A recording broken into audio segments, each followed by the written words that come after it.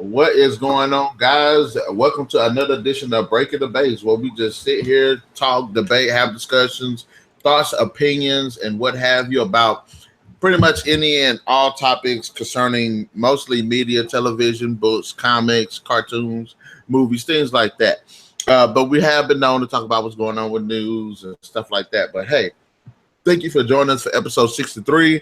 And like we said in episode 62, this video will be dedicated to the best and worst incarnations of Count Dracula. You know, the big man himself. One bad movie. And joining me again is Ken, and he is down and ready to get down and dirty with this. What's going on, Ken? Let us know about this Sir Count Dracula. Dracula. Bloodsucker, favorite bloodsucker in the whole wide world, coming back from 1933. Man, actually, let me rephrase that. Let's go further back. Let's go to Nosferatu, 1922. How's that for some ancient stuff? Wow. I've always been interested about the whole Nosferatu thing. Well, that's even in the there was a TV series based on a kind of a role playing game. They had like the vampires, but they were broken up into like 5 different, I guess, orders. And one of them was the Nosferatu. And they were the creepy looking, mutated looking, long bony finger, creepy looking vampires. Yeah. You had like the mafia type looking dudes that were kind of like the people who ran the show. You had the artisans, the music players, the painters. You had the kind of the gang types. They had all these different orders, and they all had their own different personalities, but they were all vampires. Yeah, just different layers or varieties of them, which was very interesting. And I was sitting here looking at this. Was it IMDb? Showing the top 20 best Dracula movies. Now, granted, this is dated 2011. It's not that current. But number 1 was the Dracula, 1992, with Gary Oldman, Winona Ryder, Keanu Reeves, Anthony Hopkins. Beast. That movie was beast. That movie was pretty freaking sweet. A very interesting twist on Vlad the Impaler and losing a soul and all this good stuff. And I'm trying to go through most of these incarnations of this movie I've never even heard of or seen, so we're going to kind of blow past those to ones we might actually know. Oh, Dracula 2000. What do you know? We just talked about that not too long ago. I actually like Gerard Butler when he played that role. The movie might have had some issues here and there, but I actually liked him as Dracula. I think he actually played he played a younger, more modern, more charismatic Dracula, in my opinion. It was very good. I like the twist that they did in Dracula 2000. Oh, as far as remember the twist? Yeah. Why Dracula's allergic to silver? Okay, I don't remember that one. I remember the other twist. What was the other one? Why he wanted that girl? Oh, we was talking about the same movie. 2000. Yeah, because that Van Helsing guy was her father, and he had some of Dracula's blood in him when she was born. So she had a little bit of his blood in him too. Yeah, and that's how they were linked. Oh, hopefully I got the right movie. I better not be in the wrong damn movie. I'm sitting here. Yeah, over the coffin. Yeah, blah, blah, blah. I remember, man. I remember. Wow, I was hoping I had the right movie. Maybe I'm actually insane in this, and I'm thinking of... No, yeah, Judas. Yeah, 30 pieces of silver. That's right. Yeah, the reason he was allergic to silver is because he was basically Judas. They did kept one back. Judas is Dracula. Yeah, they did have that. So yeah, you're right. Yeah, I thought I had the right movie. I'm like, that doesn't sound right. But then we were just talking about it, and I was like, yeah, that sounds like the same movie. Yeah, Van Helsing hid Dracula's body, prolonged his own life using Dracula's blood filtered through leeches until he could figure out a way to kill him permanently for good. And all things went to hell, basically. Yeah. But he's also particularly vulnerable to silver because 30 pieces of silver is what the price of Judas Iscariot took for trading Jesus at the cross. Bingo. Yeah. But I thought that was really, really cool how they twisted that in there. Very interesting. All right.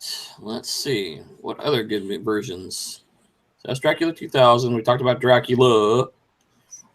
How did you feel about the one that was on Van Helsing? That one. He was kind of hokey, kind of cartoonish a little bit. It wasn't like, I don't know. He was just hokey. It just didn't seem. I mean, I know the movie wasn't trying to be completely 100%. I mean, it has some really cool stuff in it, you know. But that Dracula, he was just kind of cartoony, if you wish to use the words. You know, it wasn't being like seriously. It wasn't a serious movie for me to take. The Dracula that was in the Monster Squad was more serious than that dude was. I just, you know, I couldn't work out who was that guy anyway. Let's go see. What is that guy's name? I liked him because he was funny and he was goofy, but he was serious. Richard Roxburgh. Mission Impossible 2. He was. Yeah, he was that guy on there. He got his fingers cut off. His finger cut off. Yeah, he's been in a few movies that we've seen. He's actually got a lot of movies, but Van Helsing. He was a bad guy. Extraordinary Gentleman. Yeah, I was just about to say he was a bad guy. Yeah, that's why I knew him. I was like, man, that guy looks so familiar. Hard to believe. Yeah, he played M. See, that's the thing. You know, if you can't tell one actor, tell him in different roles. Wow, he's been Hound of the Baskervilles, Sherlock Holmes. Oh, wow. This guy's been all over the place. English actor. There's not anything else right now, so. But, yeah. Well, let's see. That wasn't who I was thinking. We've had lots of versions of Dracula throughout the years, from the classic, you know, Nosferatu to the Plain Jane Bloodsucker. We've had Leslie Nielsen playing a comedy role, and he was hilarious. Dead and Loving It. We've had, you know, the extreme, like bloody, gory, chop you up Dracula movies to the, you know, comedy roles. I mean, there's been everything in between. I think we haven't had an alien one yet, though. Oh, yeah, we have. No, yeah, we did. Yeah, we did. We sure as hell did. It was what, Dracula 3000? Yeah. Well, actually, there's been two versions. I had another movie in my head, but I think Dracula 3000 is actually the because that one. Yeah, it had James Dean, Casper Van Dien or something like that. Casper Van Dien. Yep. We did have the space one. I was thinking of the other one. Oh man, my brain is mush. It wasn't kind of particularly like a Dracula, but same concept. It was a trippy movie though. I cannot think of the name of the movie. Totally just lost it. Space vampire, space shuttle. Now I do. Space shuttle catches on fire. See something about like a space vampire or something like space vampire, but I don't think that was Life Force. Life Force was the name of the movie. 1985. It was a British science fiction movie. Basically, it was about space vampires. Even though they didn't suck blood, they sucked energy. Yeah. And it had Patrick Stewart was in it. Matilda May was the main character. But basically, they were space vampires. It was off a book called The Space Vampires, oddly. But that movie was pretty trippy, though. I mean, I remember that one. because it was like completely different. You know, you weren't expecting. You're like, what? And I never saw Dracula 3000. I mean, I don't think I couldn't really jump into that bandwagon. It sucked. There's hokey and hokey. I'll tell you another really crappy vampire movie, like Dracula. Well, I guess it was Dracula, sort of. Was Forsaken. God, that movie sucked. Horribly bad. I know what you're talking about. That movie was, I don't even know what the hell. It was terrible. Very terrible. In the Dracula style movies, it's just bad. I liked the Dracula Untold. I think it was probably my favorite, more modernized story, as we were talking last hour. Because they made him not so much a bad guy, but as I said earlier, a tragic hero, where you have, you know, a guy who has nothing. He's just a prince trying to keep his people out of harm's way. And then all hell breaks loose and they're about to be invaded. And he decides, you know, he has to do what he's got to do to make things work, and makes a deal basically with the devil. Well, we don't call him the devil, but, you know, using terminology. And he fights it all the way through, you know, even though he's changing all throughout the movie. But, you know, once he loses everything, it's game on, you know. And just the immensity of his power and stuff was awesome. I liked how the movie ended. I liked how it began. I liked it all the way through. I was not very disappointed with that movie at all. And the same actor actually plays in a couple other movies too, which was interesting. Yeah, I didn't realize he had been in many movies. Not always playing the same type of character, but definitely Luke Evans. Yeah, Luke Evans, because he was in The Hobbit. Fast and the Furious. I think 6. Yeah, he's been on Three Musketeers, The Immortals. I remember him from The Immortals. He was Zeus. That's why I recognized him. Oh yeah. All the Hobbit movies that came out, Dracula Untold, Furious 7. Oh, Furious 7. Oh, he plays Beauty and the Beast, the new remake too, by the way. Oh, he was good Gaston. You saw that movie? Yeah, he was good in it. I ain't gonna go watch it. I don't want to see it. It's gonna ruin my Disney experience. Dude, that movie was good. That movie was really good. I was surprised. I don't know about taking the Disney movie in live action, bringing it to life. It's just certain ones I would agree with. That one was one of them. You know they're talking about making Will Smith the genie for the Aladdin. No. That's what they were talking about. Believe it or not, I just read that today. As a matter of fact, they're trying to bring him in to do it. Will Smith don't need to do that. No. Do not ruin the movies. I just have a hard time. I mean, if it's already an existing movie or something like that, that's fine.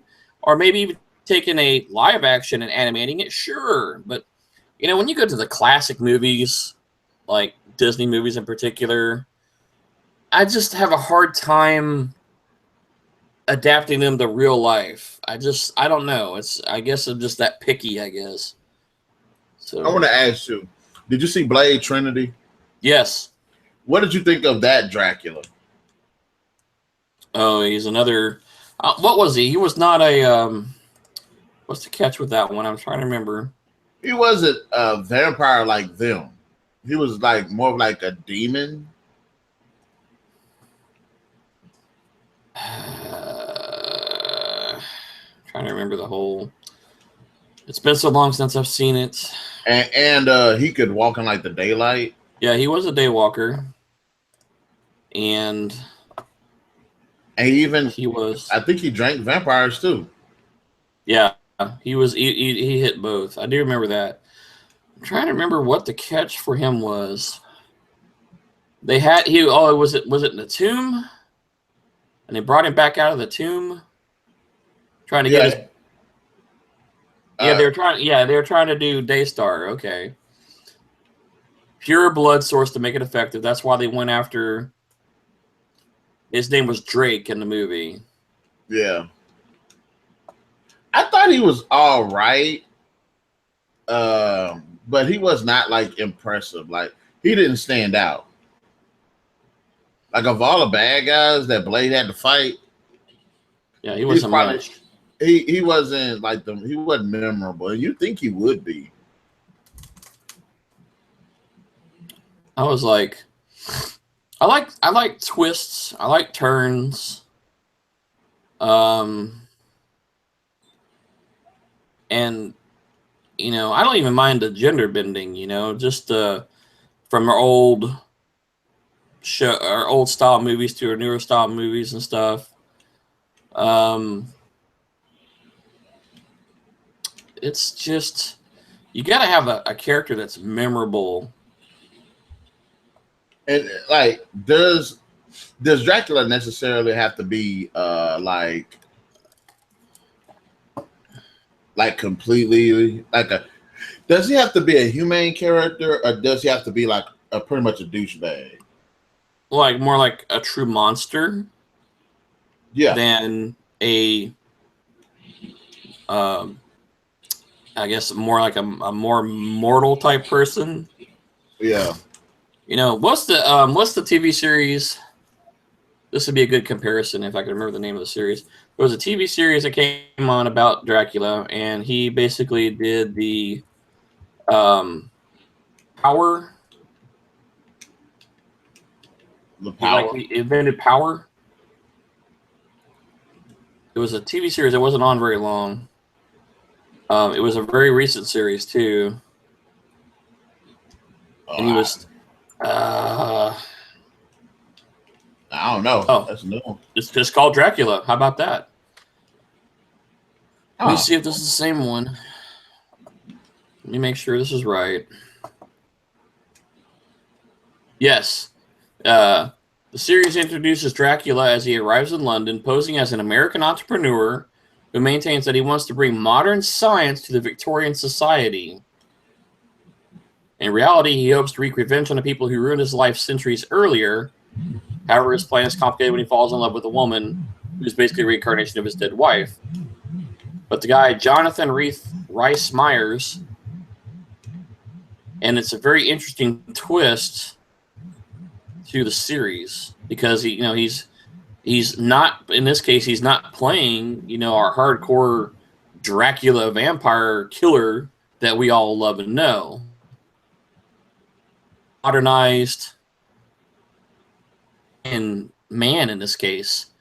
And it was a very interesting series, and they ran it for, I think it only did one series, 2013 to 2014. And they only had one season, but it was very interesting, to see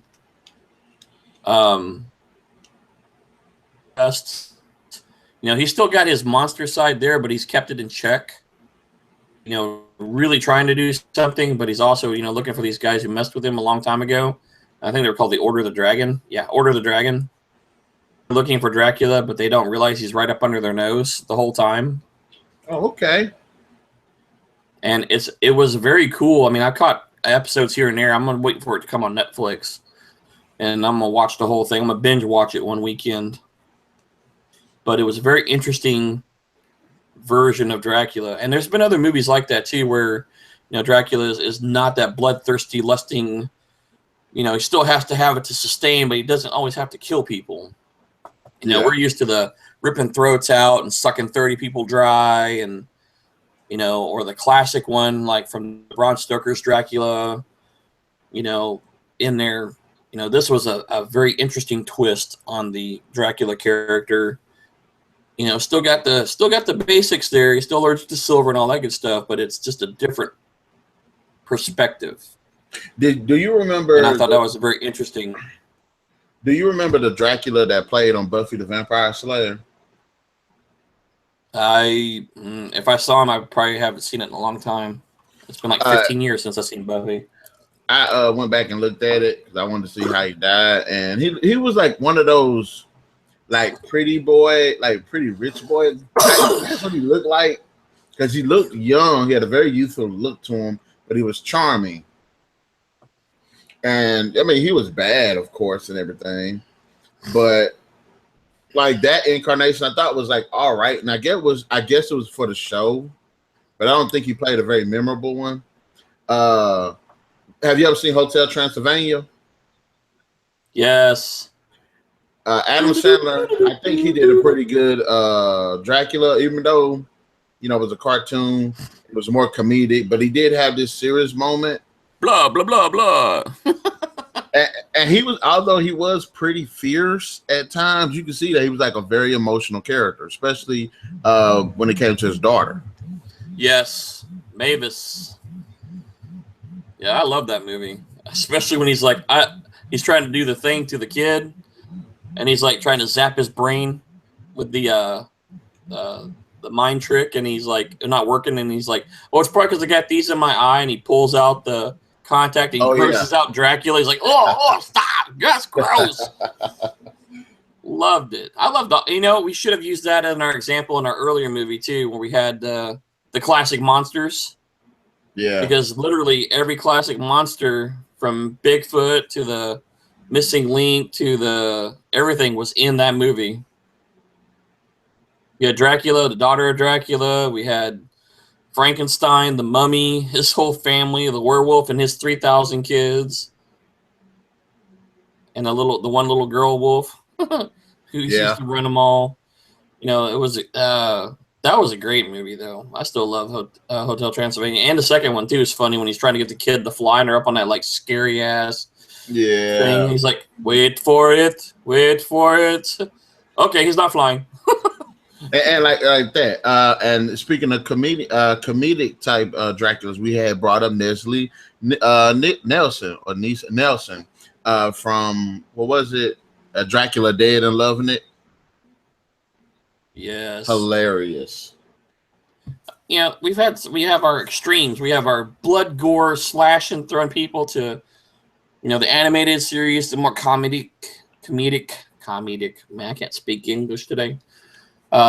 Stuff and everything in between. We've gone to space. We've gone underground. We've gone walks in the daylight, doesn't walk in the daylight. We've got just everything in between.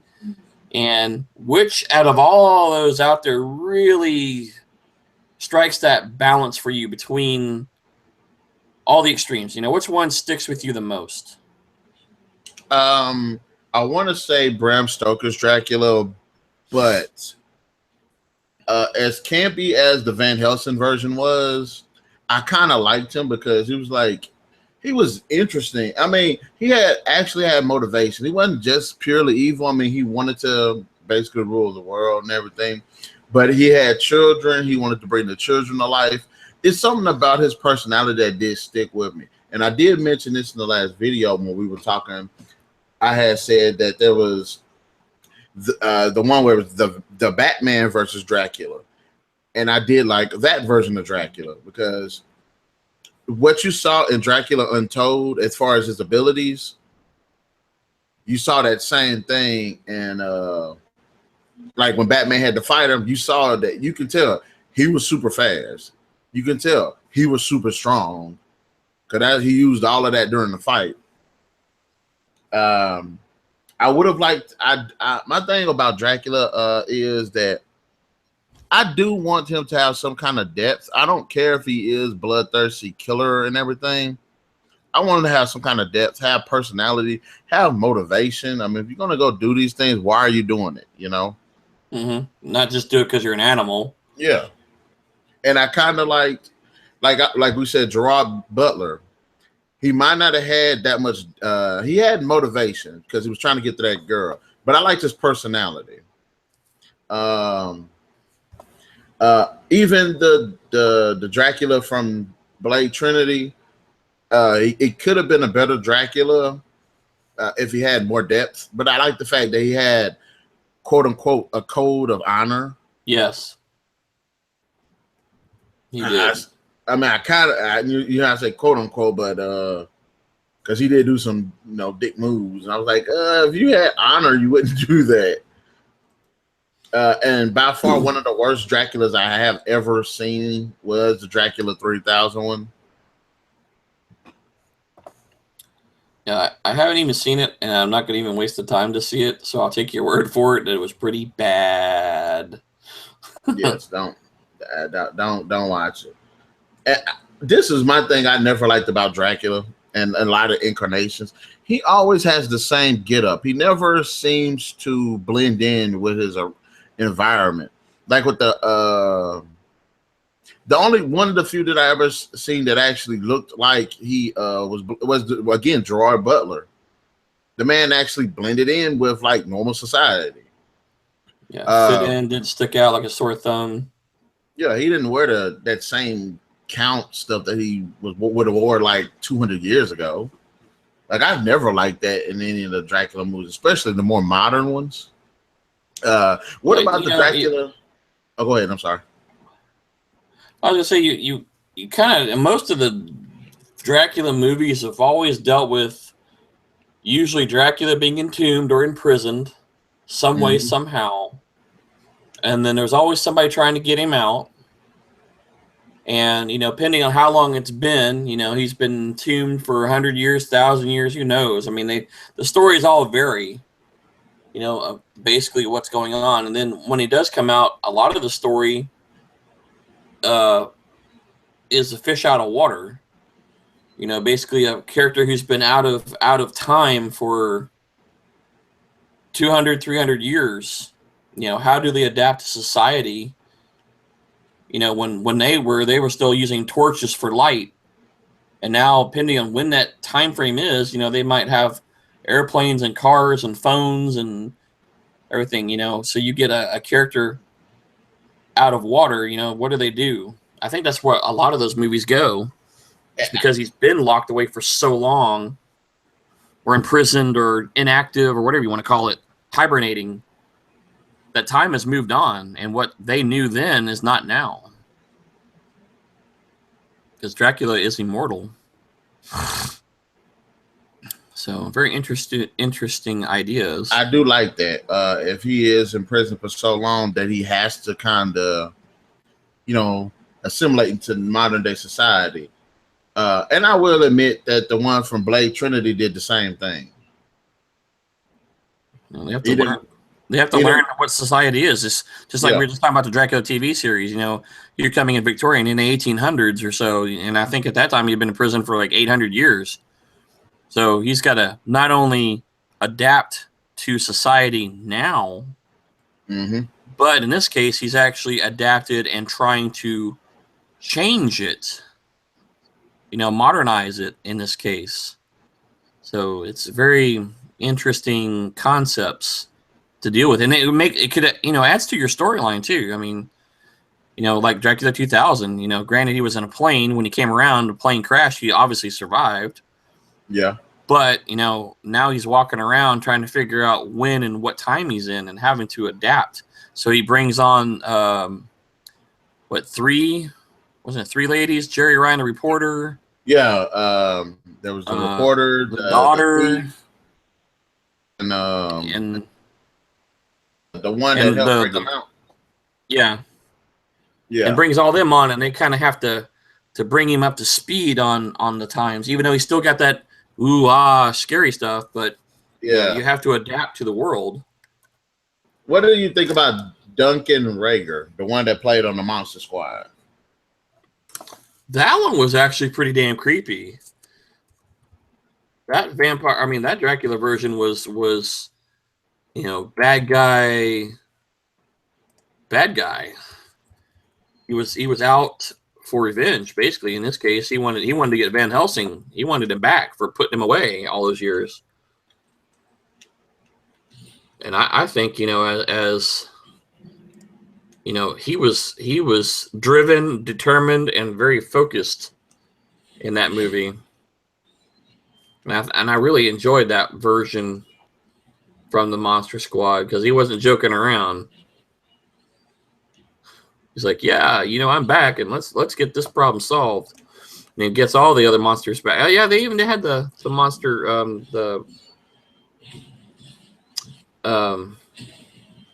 dang, I just went blank. The Creature from the Black Lagoon was in there also. Yeah. But a lot more modernized version of it.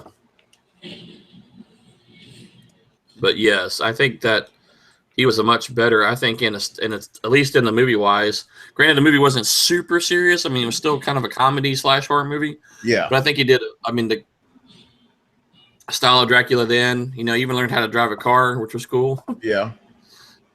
Was a very good version that kind of adopted to the modernized era. And like Gary Oldman pretty much put Dracula on the map. He pretty much defined the modern day Dracula, and he did a pretty good job.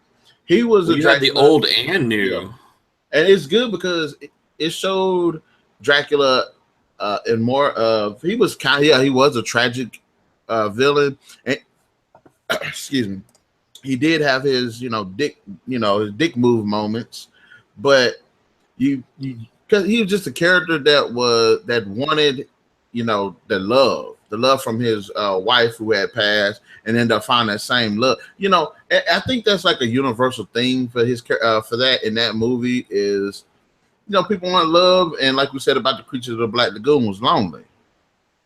Even despite the fact he had all them brides, he still wanted that one woman.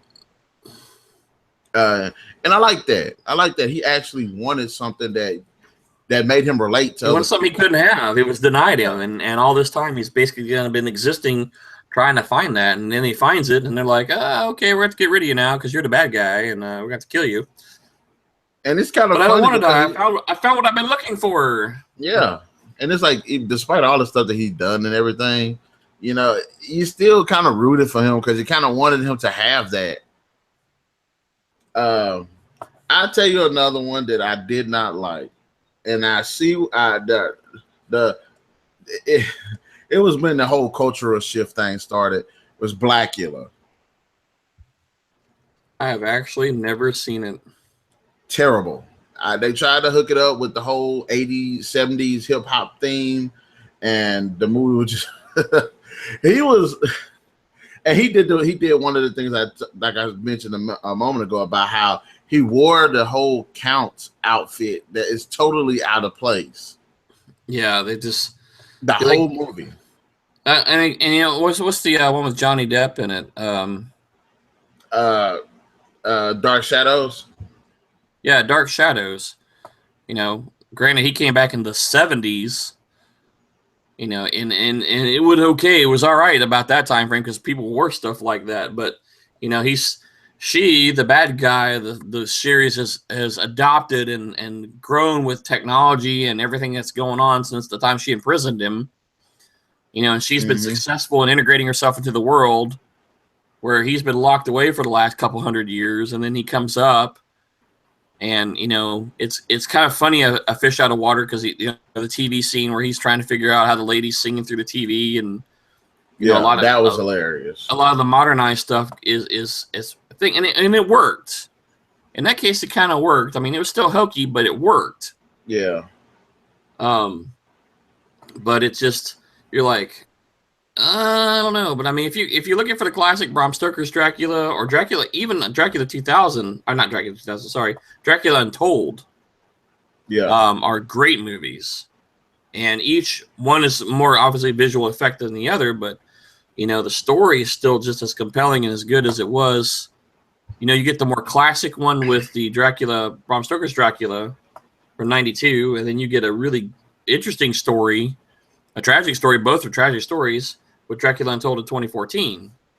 And then I say, we've had a couple, we've hit on Blade and Van Helsing, the comedic versions, but is there one that really, there's Blackula right there. I knew I was going to find it. Even the poster just gives you the good, what the heck?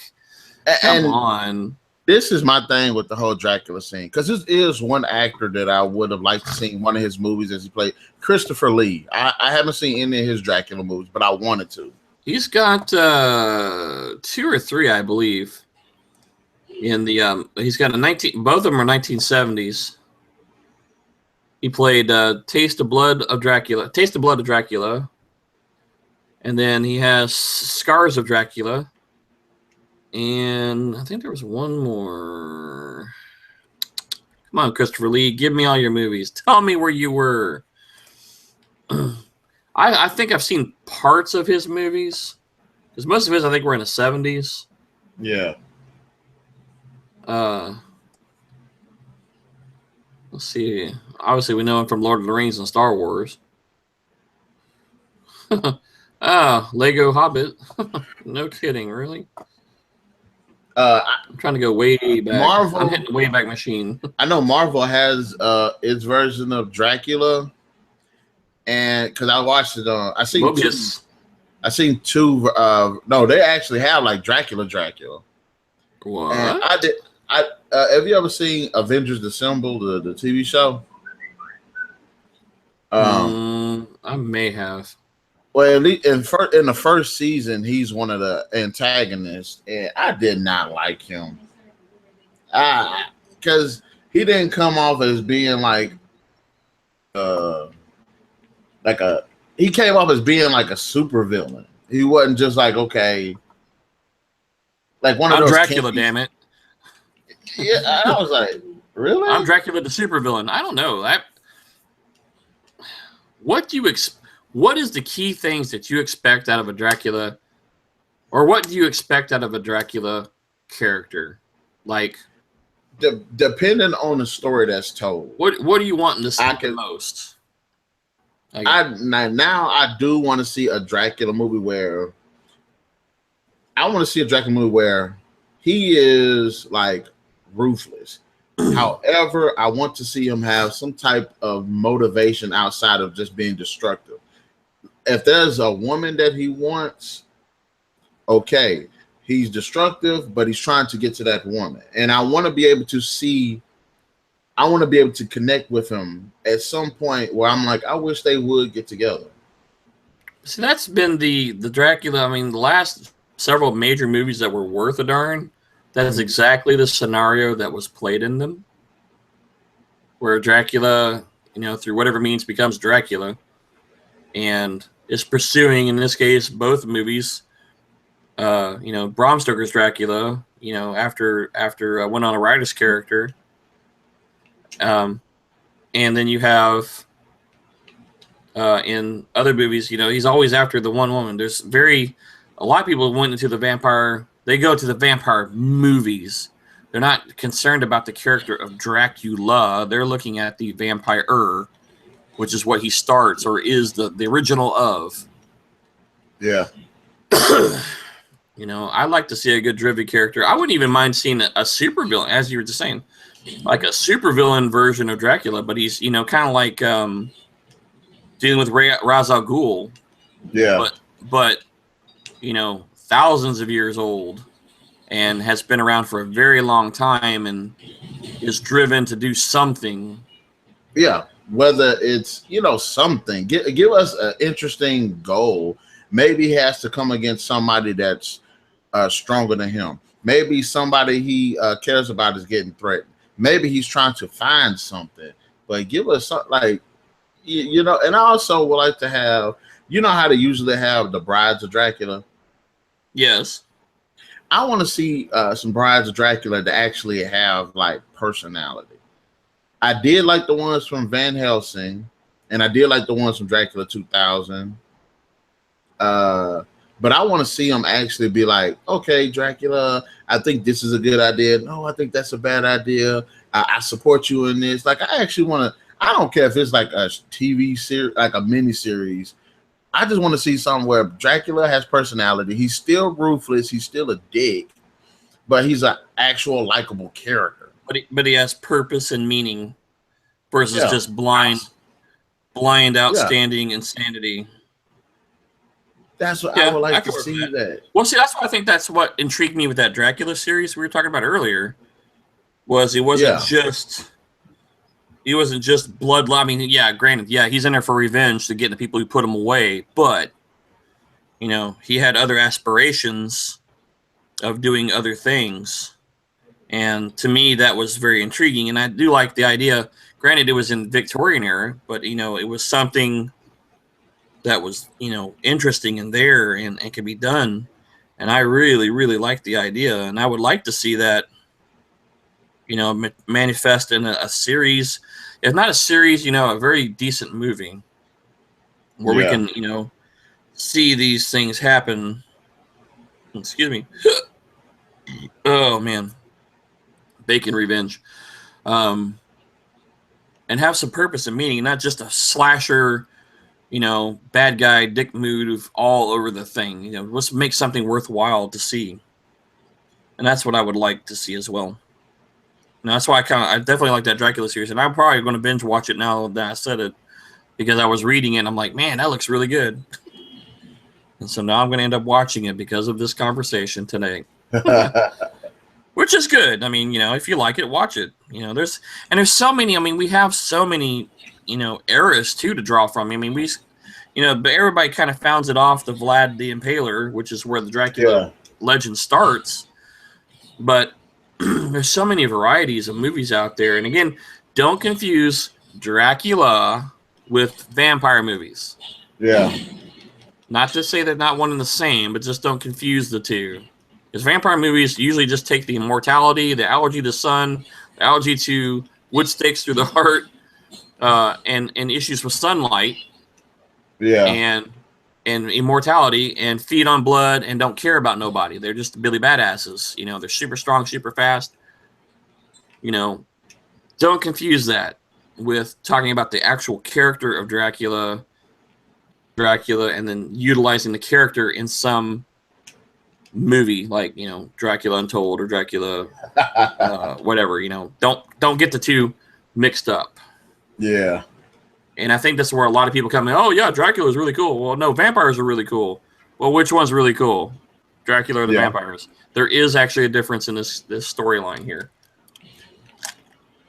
Yeah. But I would definitely like to see that. I definitely know. Yeah. I would, and I know this is going to be an offshoot, but I would like to see Dracula show up in like Underworld. Maybe some Dracula-esque character show up in Underworld. I would love to see that. Well, see, Underworld kind of ruined the Dracula thing. I mean, really, in their case, the Dracula was the guy who started it, or how he became it. Yeah. And then he had the two sons. One went to the Lycan, one went to the vampires.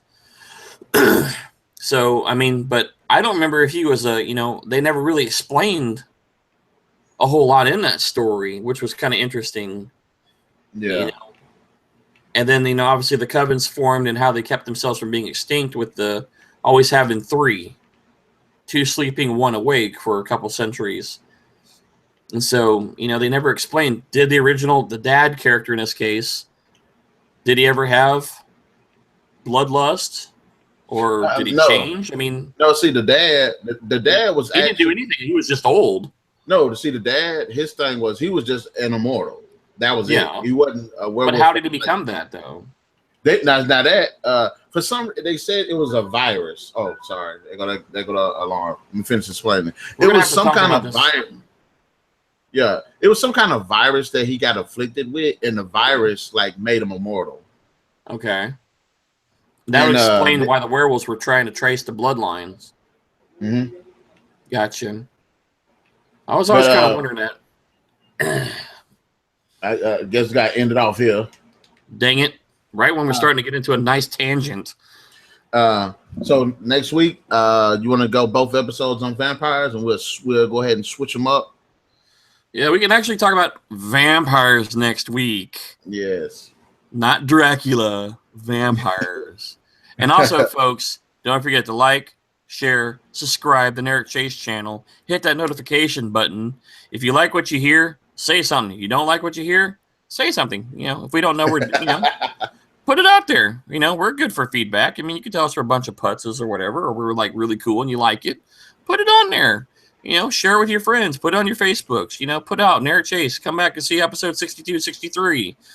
Come back next week. At the same time, same place. We'll be here. We'll be talking vampires. So you can throw in all your Buffy, all your Twilight, all your, whatever other series we've got mentioned out there. So join us next week for that, because that will be interesting, because I have burned with some of the vampire series that are out there now. And you have plenty of time to let loose on them. Yeah, we're just gonna burn them. We're gonna put the sunlight on them and see what happens. All right, then, guys. We'll definitely catch you later on the next Breaking the Base. And remember, peace out. Is that a thing to say? I don't care. Anyway, catch you guys later.